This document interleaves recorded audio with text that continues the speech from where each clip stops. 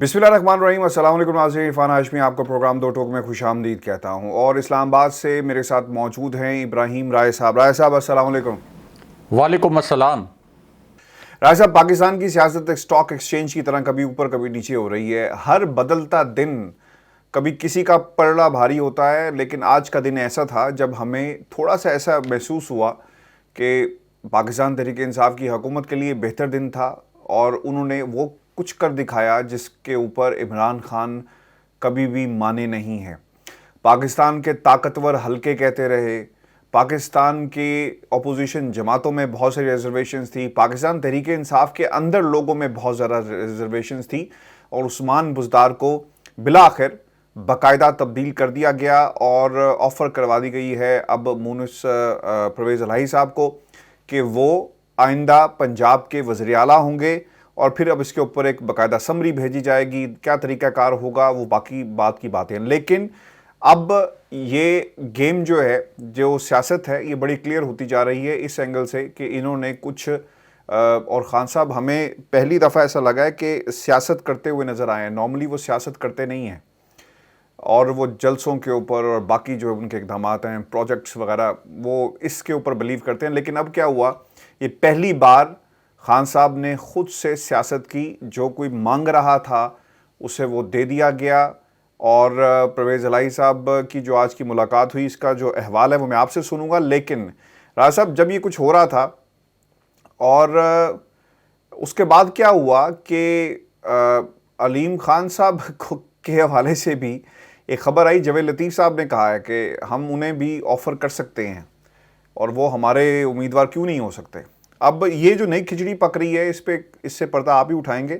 और फिर जो दूसरी बड़ी इंपॉर्टेंट बात है, MQM को सिंध की गवर्नरशिप समेत अहम ओहदों की पेशकश कर दी गई है। अब ये जिस तरह आप बाज़ार में बैठे होते हैं, मार्केट में बैठे होते हैं, रेट लगाया जा रहा होता है, बोली लगाई जा रही होती है। राय साहब, इस वक्त हकीकतन बोली ही लग रही है कि तुम हमारे साथ आ जाओ, हम तुम्हें ये चीज़ देंगे। दूसरी तरफ से कहा जा रहा है कि हम तुम्हें गवर्नरशिप दे देंगे। MQM ने 3 मुतालबात हुकूमत पाकिस्तान तहरीक इंसाफ की हुकूमत के सामने रख दिए। ये मुतालबात क्या हैं कि एक तो दफातर, उसका उनका एक बड़ा मसला था, उसके ऊपर वो बात कर रहे हैं। और फिर मिसिंग पर्सनस के हवाले से भी वो बात वहाँ से की जा रही है।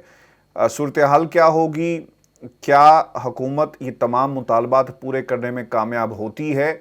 और क्योंकि अब तो लगता है ऐसा ही है कि गेम इज़ ओवर, लेकिन आज की डेवलपमेंट के बाद हालात बहुत सारे क्लियर हुए हैं और एक तहरीक इंसाफ के लिए आज एक बेहतर दिन था। और फिर राय साहब, जलसे हो रहे हैं। मरीम नवाज़ इस वक्त मौजूद हैं इस्लामाबाद के अंदर। जलसा काफ़ी लेट, और फिर जो गुफ्तगू वो कर रही हैं, मुझे तो खैर उसमें से कोई ऐसी चीज़ नहीं मिली कि जिसके ऊपर मैं बात कर सकूं। लेकिन जलसों की सियासत है, किराए के लोग, रेंट अ क्राउड हमें नज़र आया। फजल रहमान के लोग थे जो सामने बैठे हुए, जिनसे वो मुखातिब कर रही थी, और शायद वो कनेक्शन भी मुझे उनकी तकरीर और लोग जो सामने थे उनमें नज़र नहीं आ सका, चूँकि रेंट अ क्राउड तो इसी किस्म का होता है। राय साहब, सवाल ये है कि game is over for Pakistan Tehreek Insaf और game is not over for Pakistan Tehreek Insaf, या अभी भी कुछ दिन बाकी हैं? सुप्रीम कोर्ट पाकिस्तान का फैसला आना भी बाकी है। मुझे ऐसा लगता है, जो रिमार्क्स वहाँ से आ रहे हैं, कि शायद इस रेफरेंस को वापस भेज दिया जाए बगैर किसी फैसले के और कहा जाए कि इसको पार्लियामेंट में, अगर कोई कानून सज़ा के हवाले से आप बात करना चाहते हैं तो आपको पार्लियामेंट से रुजू करना होगा और पार्लियामेंट में आपको जाकर देखना होगा कि पार्लियामेंट क्या कहती है। तो राय साहब, गेम इज़ ओवर और गेम इज़ नॉट ओवर? जी, game is still on. Hashmi साहब, पंजाब में जो नंबर गेम है उस पर भी आते हैं, जो बड़ी दिलचस्प सूरत हाल अख्तियार कर गई है। फिर कौमी असम्बली में जो नंबर गेम है उसका अहवाल भी अपने व्यूअर्स को सुनाते हैं। लेकिन पहले मुख्तसरन ये जो जलसा हुआ है मुस्लिम लीग नून का, PDM का, और जिसमें अलामती शिरकत पीपल्स पार्टी की भी थी, तो इस जलसे के मुतल्लिक कुछ हकायक अपने व्यूअर्स के सामने रखने बड़े ज़रूरी हैं। एक तो पिछले 2 दिन से अंसारुल इस्लाम के जो कारकुन हैं, यानी एक तो होते हैं ना आपके सियासी कारकुन, एक वो कारकुन है जो JUI की ज़ैली तंजीम, जो कि एक ऐसा रिकॉर्ड रखती है कि जिसके पास हथियार हैं, जो डंडा बरदार फोर्स है, जिसको एक मलेशिया की हैसियत हासिल है, जिसको कलअदम करार देने के लिए काबीना ने एक समरी मूव की थी, उसके कारकुन 2 दिन से इस्लामाबाद में बैठे हुए थे और डंडों समेत बैठे हुए थे। फजलुर रहमान ने इससे पहले भी जब खिताब किया तो वो डंडे लहराते रहे, यानी ऐसे लग रहा है कि इस्लामाबाद एक डंडा बरदार मलेशिया जो है उसने एक ख़ास हिस्से के ऊपर कब्ज़ा कर रखा है। अच्छा, उसके बाद चूंकि इस क्राउड का फ़ायदा उठाना था, मुस्लिम लीग नून किसी भी सूरत जो प्राइम मिनिस्टर इमरान खान का जलसा था उसका 20वां हिस्सा भी यहाँ पर इकट्ठा नहीं कर सकी। यानी ये लाहौर से चले, उसके बाद इन्होंने कहा कि हम गुजरांवाला से लेके आएंगे कारकुन, फिर इस्लामाबाद रावलपिंडी से इन्होंने बड़ा ज़ोर लगाया। इस्लामाबाद रावलपिंडी के गिरदो नवा में ड्यूटीज़ लगाई गई, जो इनके साबिक MNAs थे, तारिक फजल चौधरी की ड्यूटी लगाई गई, साबिक MPS की ड्यूटीज़ लगाई गई, लेकिन इनका जो जलसा था वो 20वें हिस्से के बराबर भी नहीं था जो वज़ीर-ए-आज़म इमरान खान ने और PTI ने तने तनहा जलसा किया। अच्छा, इस जलसे का एक और पहलू इंतहाई तकलीफ दे है, यानी ये जो PDM का जलसा हुआ, इसको देख कर पाकिस्तानियों के दिल जलते होंगे। वो इसलिए, और इदारों को भी देखना चाहिए कि ये क्या हो रहा है। यानी इस जलसे के अंदर स्टेज पर बैठे हुए हैं शहबाज शरीफ, मरियम नवाज, हमजा शहबाज, इनके दीगर अजीज़ो अकारिब, फजलुर रहमान के बेटे असद महमूद, और इसी तरह बाकी जो अरकान हैं, जो रिश्तेदार हैं नून लीग के और किसी न किसी हवाले से उनके अजीज़ो अकारिब हैं। यानी इनको हमारे सरों के ऊपर वायसराय के तौर पर दोबारा से मुसल्लत करने का प्लान बनाया गया है। एक तकरीर की मरियम नवाज़ ने, फिर मरियम नवाज़ के चचाजाद भाई आ गए हमजा शहबाज, उनकी तकरीर हुई, फिर शहबाज शरीफ की तकरीर हुई, यानी चचा जान की तकरीर हुई, फिर उसके बाद जाहिर है कि अभी तो मियाँ नवाज शरीफ की तकरीरों पर एक पाबंदी लगी हुई थी पहले, फिर फजलुर रहमान की तकरीर से पहले उनके बेटे की तकरीर हुई, फिर फजलुर रहमान ने तकरीर कर दी। मतलब क्या मजाक बनाया हुआ है। इस किस्म की घिनौनी मोरूसी सियासत, ये 2-3 ख़ानदानों को 22 करोड़ अवाम के ऊपर मुसल्लत किया हुआ है और बिल्कुल इस तरह से हमें रियाया बनाया हुआ है, गुलाम इब्ने गुलाम बनाया हुआ है।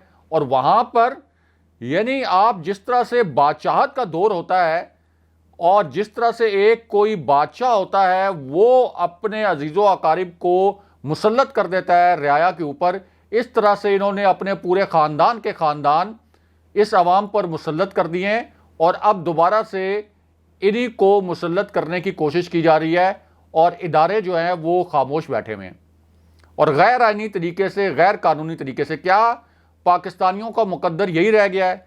अब इसके बाद आप देखेंगे कि दूसरी जानिब बिलावल भुट्टो, उनके बाद आसफा भुट्टो, फिर बख्तावर भुट्टो के जो साहबजादे हैं वो जुनैद सफदर, यानी ये सिलसिला ऐसे ही चलते रहेगा। और एक जो कुव्वत आई थी बीच में PTI, जहां मोरूसी सियासत नहीं थी, जहां प्राइम मिनिस्टर इमरान खान ने अपने अजीज़ो अकारिब को नहीं नवाजा और उनको ये नहीं किया कि अच्छा मैं प्राइम मिनिस्टर बन गया हूं तो मैं अपने बच्चों को या अपने अजीज़ो अकारिब को मुसल्लत कर दूं कि मैं हुक्मरान बन गया हूं तो मेरे अजीज़ो अकारिब भी इस मुल्क के हुक्मरान बन जाएं। तो उस वज़ीर-ए-आज़म को निकालने के लिए इन सब को इकट्ठा कर दिया गया है। बहुत ही खुद इनको थोड़ा सा एहसास कर लेना चाहिए था कि पाकिस्तानी अवाम के जज्बात के साथ किस तरह खेल रहे हैं कि सब का सब, वो जो अल्फाज इस्तेमाल होते हैं ना, पूरा टब्बर, वो पूरे के पूरे टब्बर उसके ऊपर स्टेज के ऊपर चढ़े हुए हैं और बता रहे हैं कि हम दोबारा से, हमारी रियाया 22 करोड़ अवाम, हम दोबारा से आपके ऊपर मुसल्लत होने के लिए आ रहे हैं और अब हमें कोई नहीं रोक सकता, क्योंकि जो इदारे हमें रोक सकते थे आइन और कानून के तहत, इलेक्शन कमीशन, सुप्रीम कोर्ट, दीगर इदारे, इस्टेब्लिशमेंट, वो सब इस वक्त खामोश तमाशाई बने हुए हैं। बहरहाल अब आ जाएं पंजाब की तरफ। पंजाब में देखें, एक पंजाब की सियासत में ट्विस्ट तो आया है, क्योंकि प्राइम मिनिस्टर इमरान खान ने आखिरी वक्त तक ये सोचा था कि चौधरी परवेज़ लाई को इमीडिएटली, हंगामी तौर पर, फौरी तौर पर वजारत आला ऑफ़र नहीं करनी। अब उन्होंने एक ऐसे वक्त में वजारत आला ऑफ़र की जब बिल्कुल तहरीक अदम एतमाद पेश भी हो गई और उसकी वोटिंग का दिन भी बिल्कुल आप कह लें कि करीब आ गया है। 6 दिन के बाद तहरीक अदम एतमाद पर वोटिंग होनी है और तहरीक अदम एतमाद की जो करारदाद पेश हुई है उस पर 160 लोगों ने ऑपोजिशन के हमायत की। जो जमात इस्लामी के रुकन थे वो एब्सेंट रहे, वो तहरीक अदम एतमाद में गैर जानिबदार रहेंगे। इसका मतलब है कि उस एक वोट का फ़ायदा तो तहरीक इंसाफ को होगा, क्योंकि गैर जानिबदार रहने का मतलब यह है कि अपोजिशन का एक वोट कम हो जाएगा। लास्ट टाइम इनका 159 का फिगर था, शाहजेन बुगटी को मिलाकर 160 का फिगर बन गया और 172 इनको फिगर चाहिए। और बलूचिस्तान अवामी पार्टी के अब 4 अरकान ऐसे हैं जिन्होंने फ़िलहाल ऑपोजिशन का साथ देने का ऐलान कर दिया है तहरीक अदम एतमाद में। लेकिन जो गेम हुई है पंजाब में ये बड़ी इंटरेस्टिंग है और इसका इम्पैक्ट आ सकता है कौमी असम्बली में जो तहरीक अदम एतमाद आई है इस पर भी, क्योंकि चौधरी परवेज़ इलाही की सर्वाइवल का इशू बन गया।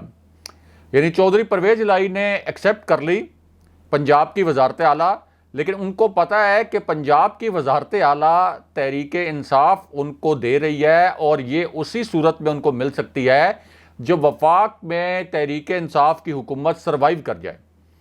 अगर वफाक में तहरीक इंसाफ की हुकूमत ने सर्वाइव ना किया तो फिर चौधरी परवेज़ इलाही तहरीक इंसाफ की जानिब से पंजाब में वजारत आला नहीं ले सकेंगे, वो कामयाब नहीं हो सकेंगे, क्योंकि बहुत बड़ा इम्पैक्ट आएगा पंजाब में। और पीटीआई के भी कुछ रुकन इधर से उधर हो सकते हैं, फिर जो आज़ाद रुकन हैं वो भी इधर से उधर हो सकते हैं।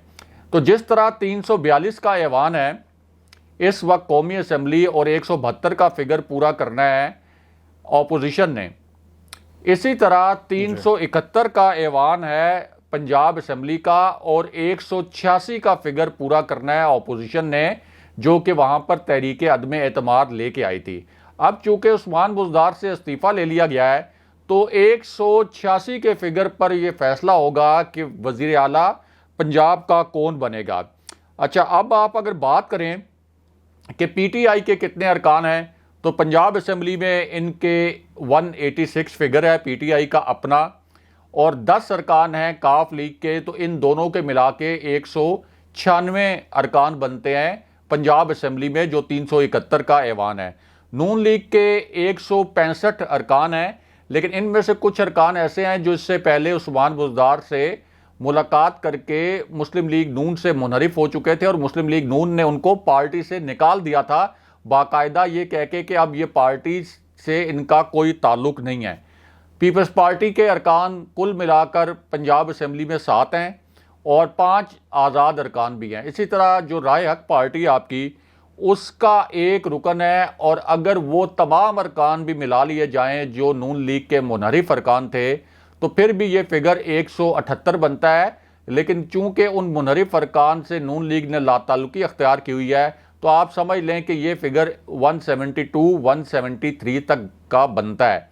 अब 13 ऐसे अरकान हैं पंजाब असम्बली में जो फैसला करेंगे कि क्या वज़ीर आला पंजाब बनेंगे चौधरी परवेज़ इलाही, या फिर जो मुत्तहिदा अपोजिशन है वो अगर कोई कैंडिडेट लेके आती है तो उनका कैंडिडेट बनेगा। और इसमें डिसाइसिव रोल हो गया है अब जहांगीर तरीन ग्रुप का, क्योंकि ये जो 13 अरकान हैं इन्होंने फैसला करना है। इसका मतलब यह है कि 8 से 9 अरकान भी इधर से उधर खिसक गए तो जहां वो खिसकेंगे, जिस कैंप में जाएंगे उस कैंप का पलड़ा भारी हो जाएगा। इसी वजह से परवेज़ खट्टक को ये टास्क दिया गया कि जहांगीर तरीन ग्रुप को अब ये कन्वे किया जाए कि आपका जो सबसे बड़ा इशू था और जो सबसे बड़ा आपका मुतालबा था कि उस्मान बुज़दार को हटाया जाए, वो तो उस्मान बुज़दार को तो हमने हटा दिया।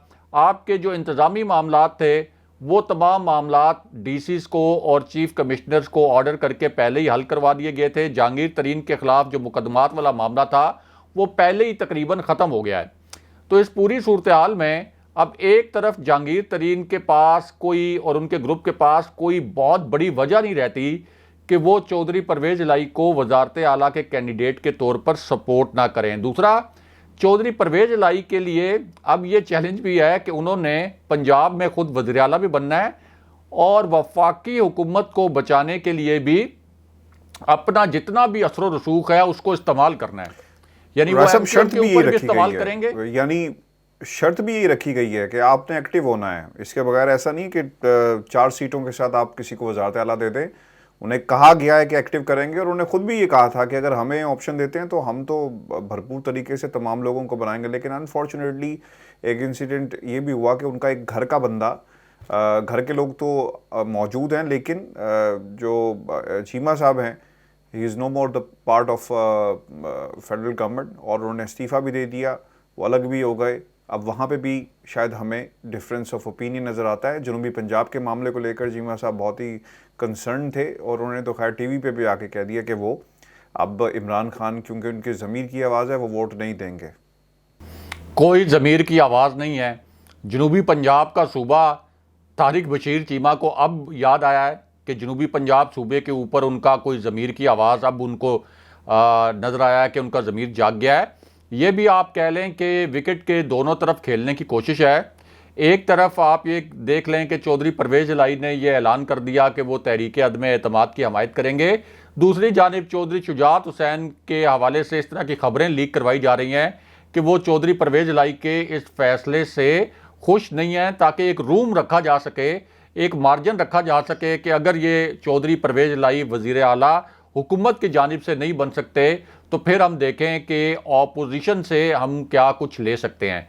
लेकिन अब चौधरी परवेज़ इलाही बारगेनिंग चिप है, आप समझते हैं ये बारगेनिंग चिप है? वो तो ये कह रहे हैं कि मैं चौधरी शुजात साहब को कह कर आया हूँ कि मैं हुकूमत से जाकर इस्तीफ़ा दे रहा हूँ। आप समझते हैं कि ये इनने मिलकर ये काम किया है, बारगेनिंग चिप है? कर को कहेंगे जनाब हमारा एक चूँकि बंदा नहीं माना था, लिहाजा हमें पार्टी के साथ जाना है, चौधरी शुजात साहब के साथ जाना है, और ये रिफ्ट जान के पेश की गई ताकि वापसी का एक रास्ता हो। देखें, सियासत इस वक्त जिस मोड़ पे है, इसमें इस तरह के रूम और इस तरह के मार्जिन रखे जाते हैं।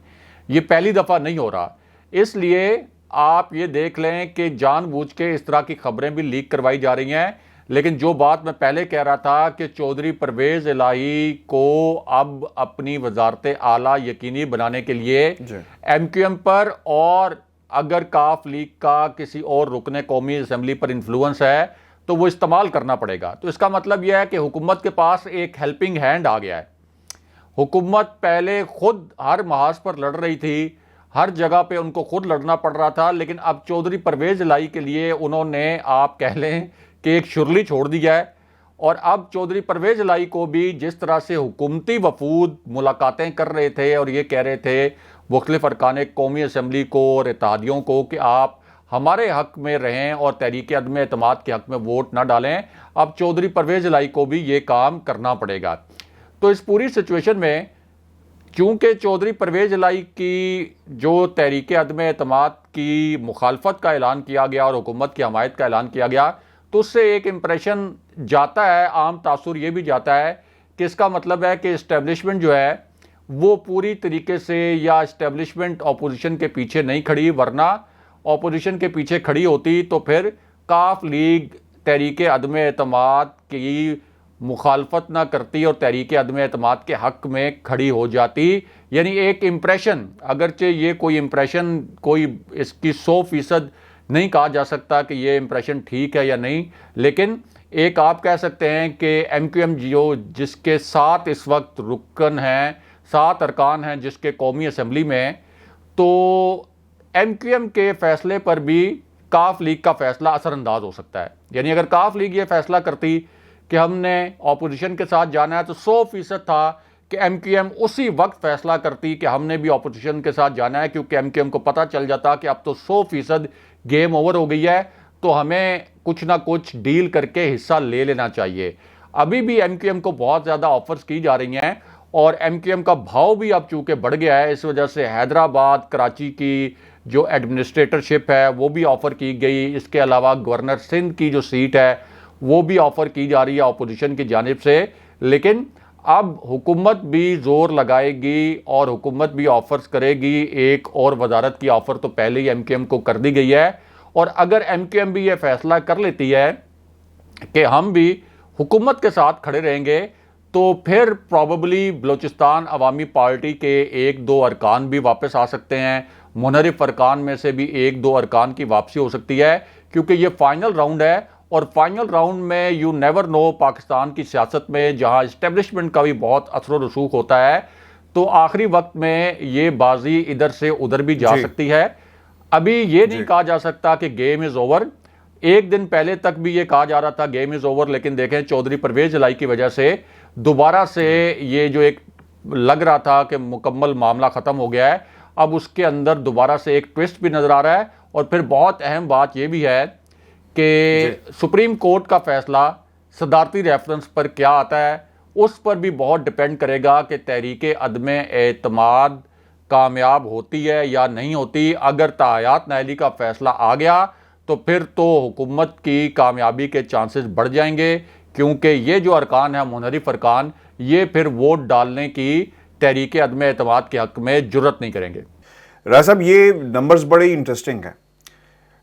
आपने पंजाब की सूरत हाल रख दी सामने कि इनके लिए चैलेंज होगा। उस्मान बुज़दार ऑब्वियसली फिर इन्हें सपोर्ट लेनी पड़ेगी, और फिर कुछ फरमाइशें भी की गई थी कि आपने लोगों को अपना जो सियासी असर रसूख है और जो आपके घर का ताल्लुक़ है लोगों के साथ, उसको इस्तेमाल करना है। एक तो पंजाब के अंदर सूरत हाल ये हो जाएगी कि क्योंकि जवेद लतीफ़ साहब कह रहे हैं कि तरीन अलीम ख़ान को शायद वो नॉमिनेट कर दें, ये भी एक उन्होंने जो है एक नया शोशा छोड़ा है। अब क्या इस पे बात होती है संजीदगी से? नहीं, चूँकि लंदन में नवाज शरीफ साहब से वो मिलकर गए हैं। अच्छा, अब इसके बाद MQM को क्या सूट करता रहा है साहब, ये भी बहुत इंटरेस्टिंग है। आप हुकूमत में बैठे हुए हैं, आपके पास वजारतें हैं, आपको एक और वजारतें दी जा रही है, आपको कल का इंतज़ार नहीं करना, आपको नई हुकूमत का बनने का इंतज़ार नहीं करना। आपने हैदराबाद की और कराची की एडमिनिस्ट्रेटरशिप के हवाले से बात कही, ये तो उस वक्त चीज़ें होंगी जब हुकूमत ये जो नया प्लान है वो क्या होता है। अभी तो इस पर भी पाकिस्तान पीपल्स पार्टी और नून लीग के दरमियान जो है वो चीज़ें क्लियर नहीं हुई, क्योंकि मौक़िफ़ ये आ रहा है कि नून लीग चाहती है फौरी इलेक्शन हो, पीपल्स पार्टी चाहती है फौरी इलेक्शन ना हो। तो ये एक इब्हाम ज़रूर पाया जाता है। वो लोग जिनको अपोजिशन के लोग अपनी तरफ बुला रहे हैं, सिंध के अंदर शायद फौरी तौर पर रिलीफ मिल जाए, फौरी तौर पर जो वादे किए गए हैं वो मिल जाएं, लेकिन मरकज़ के अंदर ऐसा नहीं होगा। पंजाब के अंदर अपोजिशन जमातें शायद वो ऐसा ना कर पाएँ, क्योंकि अब मामला रुक गया है आकर सिर्फ़ और सिर्फ सिंध की हद तक। कैसे देख रहे हैं इस नंबर गेम को? चूँकि नंबर आज की अगर आप काउंट करें, 4 बाप के, जुबैदा जलाल जो हैं उन्होंने उसमें नहीं शामिल हुई, और फिर खालिद मक्सी ने यह भी कहा कि उनकी अपनी मर्जी है, और 4 ये हो गए, और 161 आज अरकान जो थे वो जब ये पेश किया गया, काउंटिंग हुई तो 161 आए, और फिर एक शाहज़ेन बुगटी साहब, तो 166 की फ़िगर है। और हुकूमत के ख़िलाफ़, इमरान ख़ान के ख़िलाफ़ इनको तकरीबन 6 और वोट दरकार हैं, जिसका सहारा अगर MQM चली जाती है तो फिर तो गेम ओवर हो जाएगी, क्योंकि सुप्रीम कोर्ट का भी तो फैसला भी आना बाकी है। जी राय साहब। देखें, अगर तो आसिफ अली जरदारी बिलावल हाउस का एक हिस्सा MQM के नाम कर देते हैं, फिर तो किसी को एतराज़ नहीं है। अगर जरदारी हाउस के 2 हिस्से MQM के नाम कर देते हैं, किसी को एतराज़ नहीं है। शरीफ ख़ानदान अपने जाती उम्रा के जो महल्लात हैं या जो लंदन के महल्लात हैं, जिनके मुतल्लिक अदालतों से कहा गया कि ये करप्शन के पैसों से बने हैं, चलें ये करप्शन के पैसों से बने हुए महल्लात के ही कुछ हिस्से अगर इन इत्तेहादी जमातों को ख़रीदने के लिए या MQM को ख़रीदने के लिए या दीगर अरकान कौमी असम्बली को ख़रीदने के लिए उनको दे रहे होते, तो फिर भी कहते कि ये चलें अपनी जो ज़ाती जायदादें हैं, चाहे वो करप्शन से बनी हैं, उनमें से कोई हिस्से तकसीम कर रहे हैं। अब तो ये बड़ी अजीब बात है कि पाकिस्तान के हिस्से 13 जमातों के अंदर तकसीम करने की बात की जा रही है। यानी MQM को हैदराबाद की एडमिनिस्ट्रेटरशिप दे देंगे, कराची का एडमिनिस्ट्रेटर बना देंगे MQM का, गवर्नर सिंध बना देंगे MQM का, बलूचिस्तान अवामी पार्टी की 4 सीटें जो 4 अरकान इनके साथ मिले हैं उन्हें वजारतें देंगे, मराहत देंगे, शाहज़ेन बुगटी को वजारत दी जाएगी जैसे बिलावल भुट्टो ने कल कहा। फजलुर रहमान 15 उनकी चूँकि JUI की कुल नशिस्तें हैं, जिसमें से एक जमात इस्लामी वाली आप निकाल लें, ख़ुद तो फजलुर रहमान पार्लियामेंट का हिस्सा नहीं है, फिर फजलुर रहमान की जमात को वजारतें दी जाएंगी। फिर ANP जिसकी सिर्फ एक जमात है और एक जिसकी नशिस्त है कौमी असम्बली में, वो भी कहती है कि वज़ीर-ए-आज़म इमरान खान इस्तीफ़ा दें। तो इतनी जमातों में फिर कौम परस्त जो इनके साथ हैं, इन सब में पाकिस्तान के जो हिस्से हैं वो तकसीम किए जाएंगे। यानी एक लूट का माल है, लूट सेल लगेगी पाकिस्तान की कि ये 13 जमातें हैं, इनको इनामो इकराम में पाकिस्तान के मुख्तलिफ हिस्से, पाकिस्तान के मुख्तलिफ महकमों से जुड़ी मराहत, वजारतें और इस तरह की दीगर जो आप कह लें कि इनामो इकराम से इनको नवाजा जाएगा, क्योंकि इन्होंने एक हुकूमत को गैर आइनी और गैर कानूनी तरीके से गिराने में मदद की थी, शहबाज शरीफ की और फजलुर रहमान की। तो क्या इस मामले को इदारे नहीं देख रहे कि इस पाकिस्तान का क्या बनेगा कि 13 जमातें हिस्से लेंगी इस पाकिस्तान के अंदर से? और हिस्से क्यों लेंगी? क्योंकि प्राइम मिनिस्टर इमरान खान की हुकूमत को इन्होंने मिलकर गिराया है। तो क्या पाकिस्तान इस सूरत हाल में जो एक मुजव्जा नई हुकूमत का फार्मूला बन रहा है जिसमें ये सारी जमातें शामिल होंगी, उसमें तरक्की कर सकता है? उसमें पाकिस्तान की मईशत आगे बढ़ सकती है? पाकिस्तान के अवाम का कोई फ़ायदा हो सकता है? यानी सब कुछ तो ये आपस में मिल बांट के खाएंगे, तो पाकिस्तान के अवाम को क्या मिलेगा? पाकिस्तान की मईशत कैसे आगे बढ़ेगी? तो ये जो बड़े हैरान कुन बात है कि किस तरीके से फिर मीडिया में खबरें भी लीक करवाते हैं कि हमने MKM को ये ऑफ़र कर दी, हमने फलां अरकान असेंबली को ये ऑफ़र कर दी। भाई आपने ऑफ़र अपने कोई घर से कर दी? आप ऑफ़र्स कर रहे हैं पाकिस्तान के हिस्से बखरे करके, आप उनको बता रहे हैं कि हम आपको यहाँ से हिस्सा दे देंगे, यहाँ से हिस्सा दे देंगे। तो ये तो सीधा सीधा हाशमी साहब नज़र आ रहा है कि इनका प्लान ये है कि ये सब मिलकर एक दूसरे की करप्शन से पर्दापोशी भी करेंगे, एक दूसरे की करप्शन को इनडायरेक्टली इनकरेज भी करेंगे। कोई आपका एहतसाब का निज़ाम नहीं रहेगा। मुझे बताएं कि आसिफ अली जरदारी या पीपल्स पार्टी के ऊपर अगर अगली हुकूमत बन जाती है ये इस मुश्तरका मुत्तहिदा अपोजिशन की, तो फिर करप्शन के ऊपर, किसी की करप्शन के ऊपर एहतसाब के इदारे कैसे हरकत में आएंगे? पीपल्स पार्टी के किसी रहनुमा पर करप्शन का इल्ज़ाम लगता है तो शहबाज शरीफ वज़ीर आज़म होंगे, तो क्या वो एहतसाब के इदारों को कहेंगे कि इनके खिलाफ कार्रवाई करें? ANP जो कि इस वक्त मुत्तहिदा अपोजिशन का हिस्सा है, जो इतनी करप्ट थी कि उसका नाम इजी लोड पड़ गया था, उनके लोग जब करप्शन करेंगे तो शहबाज शरीफ उनके खिलाफ कोई कार्रवाई करवा सकेंगे या करेंगे? अब यहाँ से अंदाज़ा लगा लें कि किस किस्म की हुकूमत आगे आ सकती है। तो इसी वजह से अब प्राइम मिनिस्टर इमरान खान को बहुत एग्रेसिवली ये मशवरे दिए जा रहे हैं कि अगर सुप्रीम कोर्ट से फैसला ये आता है कि सिर्फ एक मरतबा D सीट होगा कोई मेंबर असेंबली जो मुनहरिफ हो जाए, तो इसका मतलब ये होगा कि फिर तो ये हुकूमत गिरना यकीनी हो जाएगा इस हॉर्स ट्रेडिंग के ज़रिए। अगर सुप्रीम कोर्ट सदारती रेफरेंस वापस भेज देती है तब भी हुकूमत का गिरना तकरीबन यकीनी हो जाएगा। तो इस पूरी सूरत हाल में कानूनी ऑप्शंस एक्सप्लोर किए जाएं या इस्टेब्लिशमेंट जो फार्मूला टेबल के ऊपर रख रही है मुजवजा कि 3 महीने के अंदर इलेक्शन अनाउंस कर दिए जाएं, तो फिर प्राइम मिनिस्टर इमरान खान को इलेक्शन की जानिब जाना चाहिए। इनके हाथ हुकूमत किसी सूरत नहीं देनी चाहिए। इनके हाथ अगर हुकूमत दी गई तो फिर वज़ीर आज़म इमरान खान और उनकी टीम को ये याद रखना चाहिए कि उनका मुकाबला फिर अगले इलेक्शन में इन 13 जमातों से नहीं होगा, ये अपोजिशन की, फिर उनका मुकाबला उन तमाम इदारों से भी होगा जिनको इंतज़ामी तौर पर ये अपने असर रसूख के ज़रिए अपने हक में कर लेंगे। तमाम इंतखाबी इस्लाहात को ख़त्म करके नई कानून साजी इस तरह से करेंगे कि जो इनको इंतखाबात में फ़ायदा दे। इलेक्शन कमीशन को अपने हक में कर लेंगे। PTI के लोगों के ख़िलाफ़ केसेस खुलेंगे, ये केसेस खोलेंगे ताकि उनकी वफादारियाँ ख़त्म की जा सकें, उनको दबाव में लाया जा सके और PTI के कारकुनों को डीमोरलाइज किया जा सके। तो इस वक्त प्राइम मिनिस्टर इमरान खान के साथ अवामी मोमेंटम है। जिस दिन उनको ये लगे कि ये हुकूमत गैर कानूनी तौर पर, गैर आइनी तौर पर गिर जाएगी, उससे पहले उनको कानूनी ऑप्शन तलाश करने चाहिए। और अगर इस्टेब्लिशमेंट यह फार्मूला रख रही है 3 महीने के बाद इलेक्शन वाला, तो फिर इलेक्शन की जानिब जाना चाहिए।